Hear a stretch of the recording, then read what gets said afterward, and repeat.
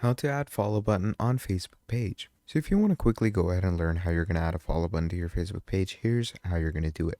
So first of all, what you're going to do is you are going to make sure to go to a Facebook page. Okay, you aren't going to find the action buttons over here. So I'm going to go over here and I'm going to go to my pages. And let's say I'm going to go to this page of mine. Now, once you are in this page, as you can see, you have these buttons over here. So these are my action buttons, okay? And you can actually edit these action buttons for yourself pretty easily and pretty simply. And obviously you are going to want to make sure to switch to this page when you're adding your action buttons.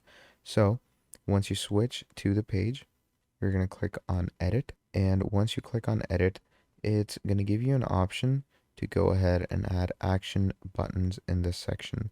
So adding action buttons is quite easy because when you are over here, you can easily come to the manage section, and in the manage section, it's going to give you a few action buttons. So once you're here in the main management section, click on this icon, click on add action button, and once you click on add action button, it's going to give you all the action buttons that you're going to want to add.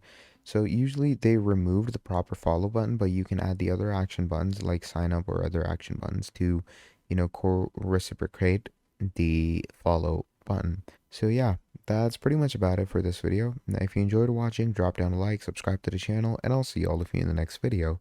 Goodbye.